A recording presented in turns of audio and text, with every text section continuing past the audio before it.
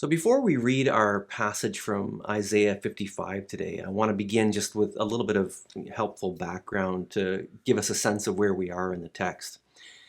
Isaiah the prophet was born in around 765 BC, so that's about 250 years after the reign of David. He was, it seemed anyways, of royal lineage, and he had access to kings and royal courts and the rest of that. And his book, if you can roughly divide it, it's kind of made up in two main sections with a little interlude in between. Chapters 1 to 35 are all built around warnings. Warnings that are primarily being given to Jerusalem or Judah, excuse me. Around that time, you may remember that Israel has divided into two separate kingdoms. There was the northern kingdom, which retained the name Israel, and there was the southern kingdom, which included Jerusalem, and it became referred to as Judah. And the warnings that Isaiah makes are primarily toward this southern kingdom of Judah, but also to the northern kingdom of Israel, and to a small degree to the nations that are scattered around. And the warnings of Isaiah are really that the people need to turn away from their sins, and particularly their sins of idolatry, and also their sins of the oppression of the vulnerable in the land. Four prophets really kind of all worked around the same time, and they all really essentially have the same message. There's Amos, Hosea, Isaiah, and Micah. But the last of these prophets, Micah, kind of really summarizes the requirements of the Lord with the wonderful words of Micah chapter 6, verse 8, where Micah says this, "But what does the Lord require of you? To act justly and to love mercy and to walk humbly with your God." And in a nutshell, these words of Micah really summarize the message of Isaiah to Judah. But there was also, though, a warning that came along with Isaiah's message. And the warning was that if they did not turn away from their idolatry, if they did not turn away from their abusive ways and their oppression, they would find themselves soon being overtaken by the mighty Babylon and carted off into a foreign land, in chains, which is really exactly what happened. So the second part of the book, which goes from about chapters 40 to 66, take place then while they are off in exile, while the people of Judah are living in Babylon. And Isaiah also has a message for these people that are caught in chains. And the message of Isaiah in these last chapters of the book has really three things to say. First of all, Isaiah wants to remind the people of the character and the nature and the goodness of God. Secondly, he wants to remind them that God is their deliverer, a deliverer not just from their captivity to Babylon, but a delivery from their hearts, or from their captivity of their hearts and the spiritual captivity that has overtaken all people. And thirdly, Isaiah also looks ahead to these future days when the people of Israel would be released from their captivity of Babylon, and they would be enabled to return to Jerusalem. But in these promises of hope and a future deliverance, there's also these echoes of something that would not even be fulfilled in the time of Israel's or Judah's return to Jerusalem. A grand hope, the fulfillment of all things. And this is really still what we are all indeed waiting for. And in the midst of these pages, then there are also these four songs. They call them the servant songs, the songs of a suffering servant of Israel, a servant who would rise up to deliver his people by his own stripes and by his own blood. And these are the messianic messages that we look forward to in the scriptures. Well, our passage today comes from Isaiah 55. It comes from that last section of the book with the people in captivity. They're in Babylon when these messages are being given. They're aware of their very real enslavement. And in the midst of this, the message of God speaks a message of hope to the people, a message of the character of God, a message of the deliverance of God, and the message of their future coming release. Those themes of those last chapters of the book of Israel or of Isaiah are all summed up here in Isaiah 55. So let's take a minute and read it together. Isaiah 55. This is what it says. These words maybe are familiar to many of you. Isaiah says this: "Come, all you who are thirsty. Come to the waters, and you who have no money, come, buy and eat. Come buy wine and milk without money and without cost. Why spend money on what is not bread and your labor on what does not satisfy? Listen, listen to me and eat what is good, and your soul will delight in the richest of fare. Give ear and come to me, hear, that your soul may live. I will make an everlasting covenant with you, my faithful love promised to David. See, I have made him a witness to the peoples, a leader and commander of the peoples. Surely you will summon nations you know not, and nations that do not know you will hasten to you. Because of the Lord your God, the Holy One of Israel, for he has endowed you with splendor. Seek the Lord while he may be found. Call on him while he is near. Let the wicked forsake their ways and the evil man his thoughts. Let him turn to the Lord, and he will have mercy on him, and to God, for he will freely pardon.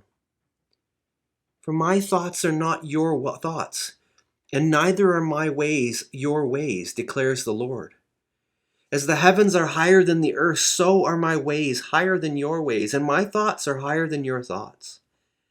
As the rain and the snow come down from heaven, and do not return to it without watering the earth and making it bud and flourish, so that it yields seed for the sower and bread for the eater, so is my word that goes out from my mouth. It will not return to me empty, but it will accomplish what I desire and achieve the purposes for which I sent it. You will go out in joy and be led forth in peace. The mountains and the hills will burst into song before you, and the trees and the fields will clap their hands.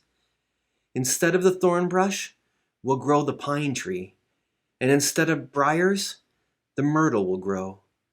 This will be for the Lord's renown, for an everlasting sign, which will not be destroyed." The word of the Lord from the prophet Isaiah. So again, thinking back to that background, the people were in a very difficult place. But through the servant Isaiah, in this little section, as I looked at it, they're really reminded of four important things. And I think about us and I think, well, we are not necessarily in captivity in a foreign land like they were, and I don't want to draw that exact parallel. I think we can all agree that we too feel the dire and dark circumstances of our world, and our hearts and minds feel the pain of these days. In Isaiah's message to Israel, we find then both direction and comfort for us. Let's walk through it together. First of all, in the opening words, we read of this invitation of God. 5 times God invites the people to come to him. 4 times he invites us to listen to him. And you know, the invitation is without strings. We do not need to bring money, he says. We don't need to bring our labor. We just come. And the promise is that in coming we will be given food and supplies, and that we will live in him. In the valley of the shadow of death, God says to his people, "Come to me." And when I think about us, the temptation in these days that we live in is to listen to the wooing and the calling of all the other voices, social media, news, the latest conspiracy theories that some of us are caught into, or even just the latest prophecy or the latest Bible theory or the latest interpretation of what's happening. But the words of God from Isaiah whisper to us something different.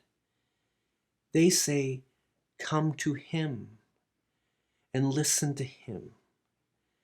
And when I think about Jesus, then we hear layered into this the words of Jesus, where Jesus says, "I am the living water. I am the bread of life." We are invited to come to Jesus to eat and drink of him.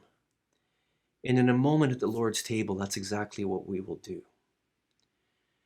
Second, in verses 3-5, as we move on, we read of God's faithfulness to his promises. You notice there, he reminds the people of King David. The story of these pages, as I mentioned earlier on, takes place about 250 or 300 years after the reign of David. God had made a promise to David that he would bless him, that one would always sit on his throne, and that he would look after Israel. And all of Israel knew of these promises. But 300 years later, here they are trapped in Babylon. David's palace and temple is destroyed, and it would certainly then seem to the people of Israel, and no doubt they were thinking these very things, that God had forgotten them, and that God had forgotten his promises to them. But when Isaiah references David here, he reminds them that he has not. That his covenant with David has remained, and that in fact, actually, that he was about to bring about a new covenant, a covenant that would not just include Israel, but a covenant that would be about the whole world, a covenant which would involve other nations that they do not know of yet, had not heard of yet. And the covenant, we believe then, is fulfilled by Jesus, the Son of David. In seasons of despair, in seasons where we are in trial, we can lose hope. And like Israel, we can feel that God has forgotten his promises to us, the promises to deliver, the promises to make all things new. But the hope of Isaiah 55 reminds us to not lose hope. And Isaiah invites us to settle into this reminder that he has not forgotten the promises to David, that he has not forgotten his promises to us, that he has not forgotten his promises to the whole world, including the Ukraine that we love so much. God has said, I will make all things new. And the prayer and the invitation in this section is that we would have the faith to believe that that's true. Third, in verses 8 to 9, God then reminds us of our limitations. And strangely, when I read of our limitations and my limitations, these words bring to us hope and comfort. You can imagine, again, the people's confusion, believing with all of their hearts that their great kingdom would never fail, that God had promised that he would always have someone on the throne of David, that one from his line would reign forever. But now here they are in a foreign land, under a foreign ruler, under foreign powers. No one predicted this except for maybe Isaiah and his friends. But in the midst of their confusion, God reminds them, you don't see what I see. And you don't know what I know. He says, my ways are higher than your ways. And it seems to me that this is the beginning of wisdom. To recognize actually how finite we are, how little we know, how little our theories actually work for us. And there is something about this that brings us rest. We don't know. And don't you just kind of feel your heart settle into that? It's okay. We don't know what's happening. We don't know the mind of God, and that is okay.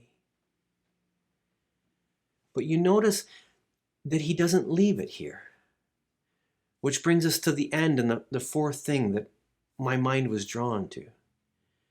Because in verses 10 to 13 then, the whole story turns to hope. And while exposing our limitations and what we don't know, God finishes through Isaiah by telling us that he is not bound by our limitations. That while the people may be in great confusion, he reminds them that his words will not return empty. His voice will go out and it will bring about the fruit that it intends to bring about, that his plans, his ways will come to fruition. And while they are there in despair in Babylon, one day, he says, you will go out with joy and you will be led forth with peace. Their deliverance, God promises, will come. Because the one who spoke all of these things into being will make sure that it does, that they do. And I think this is the word of the Lord for us today. It certainly is for me. To a people in Babylon, we don't know what is happening or why these things are happening. And to us here, the same is true. It can seem like Like God has forgotten the world, abandoned his promises, but he assures us again and again that he has not. As we come back full circle to the beginning, there is then this invitation. Come to me. Come to me. Which is what we will do now.